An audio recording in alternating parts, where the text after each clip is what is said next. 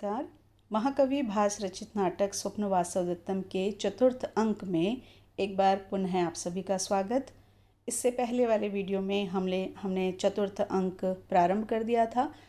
उसके प्रवेशक और थोड़ी सी कथा के आगे हम बढ़ चुके थे और जहाँ हमने कथा छोड़ी थी वहाँ पर पद्मावती वासवदत्ता और अपनी अन्य सखियों के साथ में, दासियों के साथ में प्रमदवन में आई थी और वहाँ पर उन्होंने दासी से पूछा था कि क्या हर श्रृंगार के फूल खिल गए हैं, और दासी ने उन फूलों के खिलने की, उनके सौंदर्य की और उनको इकट्ठा करने की बात कह करके पद्मावती को वहाँ पर बैठने को कहा था। इसके आगे हम इस वीडियो में चल रहे हैं। इसके आगे की कथा चेटी तथा कृत्वा, वैसा ही करके, क्योंकि उसने कहा था कि मैं फूल चुनती हूँ, तो फूलों को चुन करके चेटी कह रही है प्रेक्षताम भर्तृदारिका अर्धमनः शिलापट्टकै एव शेफालिका कुसुमयी पूरितम में अंजलि। देखिए देखिए राजकुमारी, ये जो आधे भाग में गेरुए रंग के टुकड़ों के समान हैं, ऐसे शेफालिका के, ऐसे हर श्रृंगार के फूलों से मेरी अंजलि भर गई है। अंजलि, जब हम दोनों हाथों को एकत्रित करते हैं तो उसे अंजलि कहा जाता है। तो मेरी अंजलि, जैसे हमने अपने दोनों हाथों को एकत्रित करके और उसमें फूल रखे हैं तो वो अंजलि होती है, तो मेरी अंजलि उससे भर गई है। पद्मावती दृष्टवा, पद्मावती देख करके, अहो विचित्रता कुसुमानाम, अरे वाह, आहा, फूलों की विचित्रता, फूलों की सुंदरता के लिए वो कह रहे हैं कैसे विचित्र हैं। प्रेक्षताम आर्या, देखो देखो आर्या, वासवदत्ता को दिखाती है। वासवदत्ता कहती है अहो दर्शनीयता कुसुमानाम, फूलों की दर्शनीयता, अर्थात फूल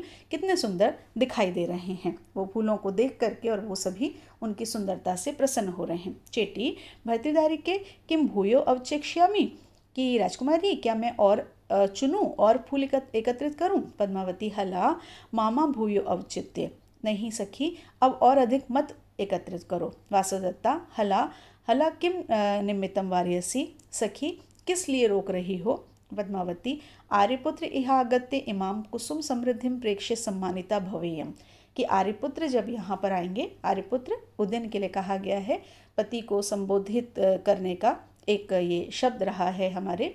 तो आर्यपुत्र जब यहाँ पर आएंगे, जब उदयन यहाँ पर आएंगे, तो इन फूलों की समृद्धि को देख करके, कुसुम समृद्धिम, इन फूलों की समृद्धि को देख करके, कितने सारे फूल यहाँ पर सुंदर उगे हुए हैं, इनको देख करके जब वो देखेंगे तो इससे मेरा सम्मान होगा, मैं सम्मानित होंगी। तो वो कहती है कि इसलिए इनको रहने दो, क्योंकि अगर सारे ही फूल चुन लिए तो वो जब यहाँ आकर के देखेंगे तो उन्हें फूल नहीं दिखेंगे, और जब वो देखेंगे तो मैं सम्मानित होंगी। मैं सम्मानित होंगी, इसका क्या तात्पर्य है। देखिए, यदि आप अपने बगीचे में कोई फूल उगाते हैं और उसमें बहुत सुंदर सुंदर फूल आ जाते हैं, आपका जो बगीचा है वो फूलों से बहुत सुंदर दिखाई दे रहा है, आपके यहाँ कोई अतिथि आता है और वो देख करके उसकी प्रशंसा करता है, तो हमें कितनी प्रसन्नता होती है। ऐसा लगता है कि वो उन फूलों की प्रशंसा हो रही है, लेकिन साथ साथ हमारी भी प्रशंसा हो रही है, हमारा भी सम्मान बढ़ रहा है। आपसे भी ये कहा जाएगा कि आहा, आपने बहुत सुंदर बगीचा लगाया हुआ है। तो इसी तरह से जब उदयन वहाँ आएंगे और पद्मावती से कहेंगे कि अरे, तुमने अपने इस प्रमदवन में, जो स्त्रियों का ही उपवन है, कितना सुंदर सुंदर इसमें फूल लगाए हैं, कितने सुंदर पुष्प यहाँ पर आ रहे हैं। तो कहती है कि यहाँ पर जब वो आएंगे तो मैं प्रसन्न, मैं सम्मानित होंगी। और इससे एक संकेत भी है कि ये यद्यपि प्रमदवन है, लेकिन आर्यपुत्र उदयन, क्योंकि वो पद्मावती के पति हैं, इसलिए वो यहाँ पर आ सकते हैं या वो यहाँ पर आएंगे, इसका एक संकेत भी यहाँ पर दिया जा रहा है। इसके बाद वासवदत्ता, क्योंकि वो बैठी हैं और सखियों के समान उनका व्यवहार है, तो वासवदत्ता पद्मावती से पूछती है हला प्रियस्ते भर्ता, हे सखी, क्या तुम्हें, जो तुम्हारे भर्ता हैं, पति हैं, वो तुम्हें प्रिय हैं। पद्मावती आर्य न जानामि आर्यपुत्रेण विरहितो उत्कंठिता भवानी। देखिए कितना शालीन उत्तर दे रही है पद्मावती। वो सीधे ये नहीं कह रही है कि हाँ मैं उनसे प्रेम करती हूँ या वो मुझे प्रिय हैं। वो कहती है आर्य, ये तो मैं नहीं जानती हूँ, लेकिन आर्यपुत्र के विरह से मैं उत्कंठित हो जाती हूँ, दुखी हो जाती हूँ, कि ये तो मुझे नहीं पता कि मैं उनसे प्रेम करती हूँ या नहीं करती हूँ, लेकिन ये मैं जानती हूँ कि जब मैं उनसे अलग होती हूँ, जब विरह उनसे मेरा होता है, तो मैं कुछ दुखी हो जाती हूँ। वासवदत्ता आत्मगतम, वासवदत्ता अपने मन में, जब भी इस तरह से आत्मगतम आता है, वो पात्र सामने नहीं बोल रहा है बल्कि अपने मन में वो बात कर रहा है। दुष्करम खलु अहम करोमि, इयमपि नामेवं मंत्रयति, कि मैं तो बहुत ही दुष्कर कार्य कर रही हूँ, मैं तो बहुत ही कठिन कार्य कर रही हूँ। और ये भी इस प्रकार से कह रही है कि पद्मावती के पास में तो उदयन है और उनका विरह कितना सा है कि इस समय वो उनके सामने नहीं है। इतने से विरह से पद्मावती दुखी हो जाती है। वासवदत्ता कहती है मैं तो कितना मुश्किल कार्य कर रही हूँ, क्योंकि वासवदत्ता की मृत्यु का समाचार उदयन को प्राप्त है और उदयन ये जानता है कि वासवदत्ता अब जीवित नहीं है। तो वासवदत्ता के लिए तो ये कितना बड़ा कष्ट है कि वो उदयन को ये बता भी नहीं सकती है कि मैं जीवित हूँ, वो जीवित होते हुए उसके सामने नहीं जा सकती है। और पद्मावती जो उदयन के साथ में है लेकिन थोड़ा सा अगर वो उससे अलग होती है तो वो दुखी होती है। तो वो कहती है कि मैं तो इतना मुश्किल कार्य कर रही हूँ, और ये भी ऐसे कह रही है। चेटी अभिजातम खलु भर्तृदारिकया मंत्रितम प्रियो में भर्तेति। चेटी कहती है, दासी कहती है कि राजकुमारी ने अपने अभिजातम अपने कुल के अनुसार, अपने उच्च कुल के अनुसार ही ये बात कही है कि मुझे जो भर्ता है वो प्रिय है। कि जैसा कुल है, एक कुलीन जो कन्या होती है वो जिस प्रकार से बात करती है, जो अभी हमने बात की कि उसने सीधे नहीं कहा है कि मुझे प्रिय है भर्ता, उसने कहा है मुझे नहीं पता लेकिन मैं उनके विरह से दुखी हो जाती हूँ, लेकिन उसका उत्तर यही निकल रहा है। तो चेटी ने वही बात की कि उन्होंने ये बता तो दिया है कि मुझे वो प्रिय है, लेकिन अपने कुल के अनुसार उन्होंने बात वहाँ पर की है। पद्मावती एकः खलु में संदेह, लेकिन मुझे एक संदेह है। वासुदत्ता किम किम, क्या क्या। पद्मावती वो जब पूछती है वासुदत्ता कि क्या संदेह है, तो पद्मावती कह रही है यथा मम आर्यपुत्र से तथैव आर्याया वासुदत्ताया इति, कि जैसा मुझे आर्यपुत्र से प्रेम है, क्या आर्या वासुदत्ता को भी इसी प्रकार से प्रेम होगा। वासुदत्ता अतोपि अधिकम, वासुदत्ता कहती है कि इससे भी अधिक। पद्मावती कथम तुम जानासी, तुम कैसे जानती हो। पद्मावती को लगता है कि मैं उदयन से बहुत अधिक प्रेम करती हूँ। तो उसके मन में प्रश्न उठता है क्या वासुदत्ता भी इतना प्रेम करती होगी। जब वासुदत्ता से वो पूछती है और वासुदत्ता के सहज रूप से वो उत्तर निकल जाता है और वो कहती है कि वासुदत्ता तो इससे भी अधिक प्रेम करती थी। तो पद्मावती को लगता है कि तुम कैसे जानती हो।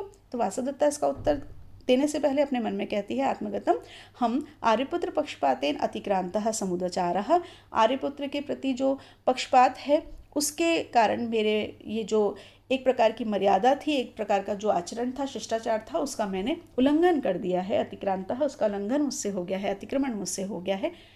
एवं तावत भणिष्यामि, अच्छा चलो मैं ऐसे बोलती हूँ। कभी कभी बहुत ही शीघ्रता में हमारे मुख से कुछ ऐसी बात निकल जाती है जो उचित नहीं होती है।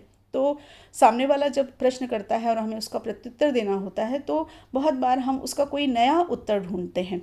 तो वही वो करती है, वो सोचती है और फिर वो कहती है प्रकाशम सामने, यदि अल्पः स्नेह, यदि स्नेह कम होता, सा स्वम स्वजनम न परित्यजति, यदि उसका स्नेह कम होता तो वो अपने लोगों को नहीं छोड़ती। पद्मावती भवितव्यम, कि हाँ ऐसा हो सकता है। वासुदत्ता ये इसका उत्तर देती है कि यदि वो उनसे कम प्रेम करती तो आपको ध्यान होगा कि वासुदत्ता और उदयन का जब विवाह हुआ था तो वासुदत्ता के माता पिता ने वो विवाह नहीं करवाया था। उससे पहले ही वासुदत्ता को लेकर के उदयन वहाँ से महल से चले गए थे और उन्होंने स्वयं ही विवाह किया था। तो अपने परिजनों को इस तरह से छोड़ करके आना एक प्रकार का यहाँ प्रमाण हो गया कि वो अपने उदयन को इतना प्रेम करती थी, इसीलिए वो अपने परिजनों को इस प्रकार से छोड़ करके आ गई थी। पद्मावती भी इस बात को स्वीकार कर लेती है कि हाँ हो सकता है जो तुम बात कह रही हो वो सही हो, वो ऐसा हो सकता है। चेटी भर्तिदारी के साधु भर्तारंभण अहमपि वीणाम शिष्यस्य इति।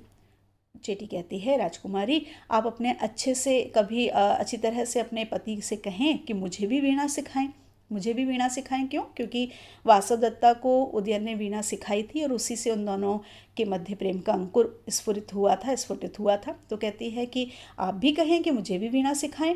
पद्मावती उक्तो मया आर्यपुत्र, कि मैंने कहा था आर्यपुत्र से। जब चेटी कहती है कि ऐसा कहें तो पद्मावती उसका उत्तर देती है कि हाँ मैंने आर्यपुत्र को ऐसा कहा था। अब वासुदत्ता प्रश्न पूछती है ततः किम भणितम, तो उन्होंने क्या कहा। पद्मावती अभणित्वा किंचित दीर्घम निश्वस्य तुक्षणिकः संवृतः, कुछ भी नहीं कह करके, अभणित्वा कुछ भी नहीं कह करके वो थोड़ी देर लंबा सांस लेकर के चुप हो गए। कि उन्होंने कुछ भी नहीं कहा, बस उन्होंने एक लंबा सांस लिया और वो चुप हो गए। तो वासुदत्ता कहती है ततः तुम किमेव तर्कयसि, तो इस बात से तुम क्या सोचती हो, तुम्हें क्या लगता है कि ऐसा क्यों हुआ होगा। तो पद्मावती इसका उत्तर देती है, तर्क्यामि आर्याया वासवदत्ताया गुणान स्मृत्वा दक्षिणतया मम अग्रतो न रोदिति इति, कि मुझे तो ऐसा लगता है कि आर्या वासवदत्ता के गुणों को स्मरण करके दक्षिणतया अपनी उदारता के कारण, अपनी चतुराई के कारण, अपने संकोच के कारण वो मेरे सामने रोए नहीं।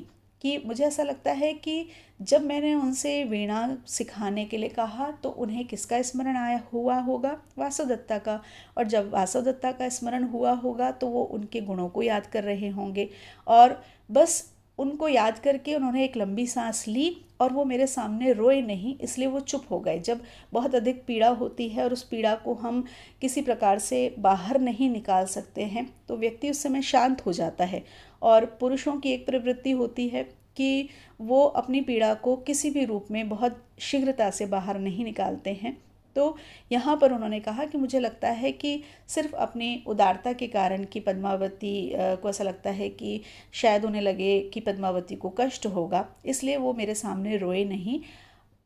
लेकिन ये अवश्य हुआ कि मेरी बात से उनको वासवदत्ता का स्मरण हो आया, इसलिए वो लंबी सांस लेकर के चुप हो गए। वासवदत्ता धन्या खलु अस्मि, आत्मगतम अपने मन में वो कह रही है, धन्या खलु अस्मि, मैं धन्य हूँ, यदि एवं सत्यम भवेत, यदि यह सत्य है तो मैं धन्य हूँ। कि यदि ये जो बात कह रही है वो सत्य है तो मैं धन्य हूँ। क्यों कहा उसने ऐसा कि मैं धन्य हूँ? देखिए, एक राजा को ये धर्म से, उनका जो क्षत्रिय धर्म है वहाँ से ये एक छूट मिलती है कि वो कितने भी विवाह कर सकते हैं। तो एक जो रानी होती है उसे भी ये ज्ञात होता है कि उसका जो पति है वो और विवाह कर सकता है। और हमने बहुत से इतिहास की कहानियाँ पढ़ी हैं, बहुत से इतिहास की बातें देखी हैं, सुनी हैं कि एक राजा की अनेक रानियाँ होती हैं और उन रानियों की क्या स्थिति होती है। ऐसा नहीं है कि रानियों की स्थिति बहुत अच्छी ही होती है, रानियों की स्थिति ऐसी भी होती है कि जब एक राजा दूसरी रानी से विवाह कर लेता है तो वो पहली को विस्मृत कर देता है, उसे भूल जाता है। तो वासवदत्ता ये बात जो कह रही है वो इसलिए ही कह रही है कि पद्मावती से उदयन का विवाह हो चुका है। पद्मावती जो एक गुणों से युक्त कन्या है, ऐसी पत्नी को प्राप्त करने के पश्चात भी यदि उदयन मुझे याद कर रहे हैं, और वो भी कब याद कर रहे हैं? जब पद्मावती उनके सामने बैठी है, उनसे बात कर रही है, उनसे वीणा सीखना चाहती है, ऐसे समय भी यदि वो मुझे याद कर रहे हैं तो मैं वास्तव में धन्य हूँ। इसीलिए उसने कहा यदि एवं सत्यम भवेत, यदि ये बात सत्य है तो। क्योंकि पद्मावती ने जो कहा कि मुझे ऐसा लगा, उन्हें नहीं पता कि उदयन ने क्यों इस बात का उत्तर नहीं दिया कि मुझे वीणा सिखाएं, और वो चुप हो गए।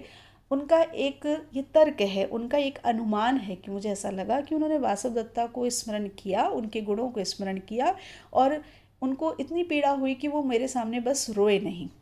तो उनकी इस पीड़ा का अनुमान जो पद्मावती ने लगाया है, उस अनुमान के कारण वहाँ पे वासवदत्ता ने कहा कि यदि यह सत्य हो, क्योंकि अनुमान सत्य भी हो सकता है, अनुमान असत्य भी हो सकता है, तो यदि ये बात सत्य है कि वो इसलिए चुप हो गए, उन्होंने मुझे याद किया, वो उस मेरे ना होने से आज भी यदि पीड़ित है, और ऐसे वो जिनका सद्य विवाह हुआ, अभी अभी जिसका विवाह हुआ है, एक पत्नी उनको गुणों से युक्त पत्नी मिली है, फिर भी यदि वो मुझे याद कर रहे हैं तो मैं वास्तव में धन्य हूँ।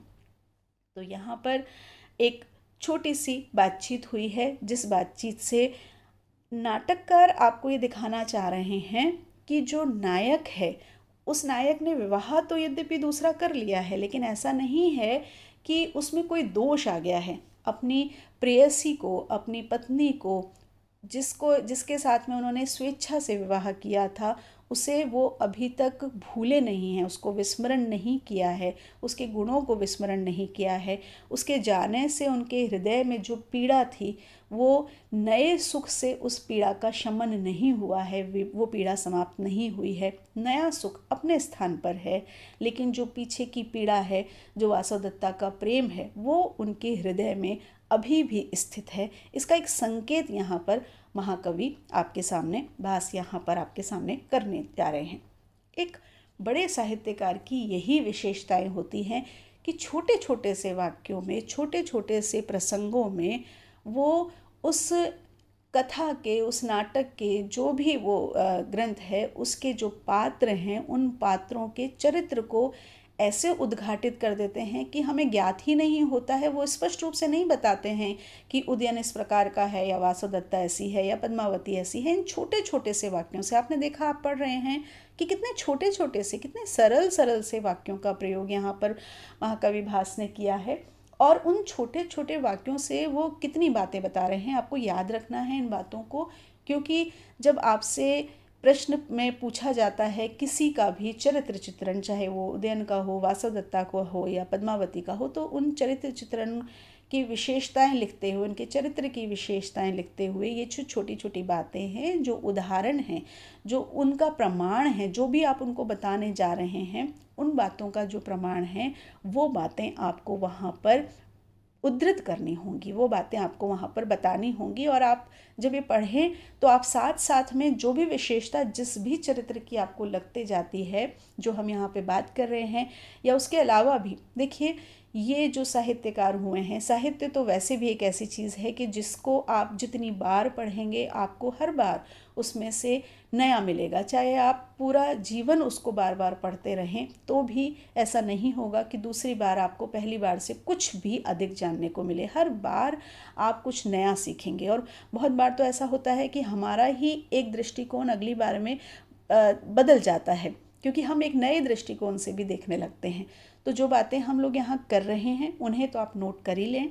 उसके अलावा भी यदि आपको कुछ लगता है तो आप अपने उस दृष्टिकोण को वहाँ पर अवश्य लिख लें, क्योंकि अभी आपको याद आ रहा है, अभी आपको लग रहा है, जैसे ही आप इसको बंद करेंगे वैसे ही वो हो सकता है आपके दिमाग से बाहर निकल जाए। तो जब भी आप वीडियो देखें तो अपनी नोटबुक साथ में रख करके बैठें, अपना पेन साथ में रख करके बैठें, और जो भी आपके मन में आता है आप वीडियो को बीच में रोकें और उसको लिखते रहें। क्योंकि सिर्फ परीक्षा के लिए ही नहीं, बल्कि वैसे भी जब भी हम कुछ सीखते हैं तो उसमें केवल हम वही ना सीखें जो हमें हमारी पुस्तक सिखा रही है या जो हमें उसको पढ़ा रहा है वो बता रहा है। हमारा दृष्टिकोण, हमारी सोच, हमारा विचार इस प्रकार का होना चाहिए कि हम अपने से भी कुछ नया उसमें तलाशने का प्रयत्न करें। तो इस बात के साथ में इस प्रसंग को हम यहीं पर रोकते हैं। इसके बाद में आगे क्या होगा, क्या अभी जो संकेत मिला था कि राजा प्रमद वन में आएंगे, ये जो पहले हमें संकेत मिल चुका है, एक तरह से हमने बात की कि ऐसा लगता है कि शायद वो वहाँ आएंगे, तो क्या वहाँ पर वो आएंगे? यदि आएंगे तो क्या होगा, क्योंकि वहाँ तो वासवदत्ता भी है। पद्मावती से मिलने वो प्रमद वन आ सकते हैं, लेकिन वासवदत्ता भी वहाँ पर है। तो ये कथा कहाँ जाएगी, हम इसके लिए मिलेंगे अगले वीडियो में। तब तक के लिए आप लोग इसको पढ़ें, घर पर रहें, स्वस्थ रहें, पढ़ते रहें, प्रसन्न रहें। नमस्कार।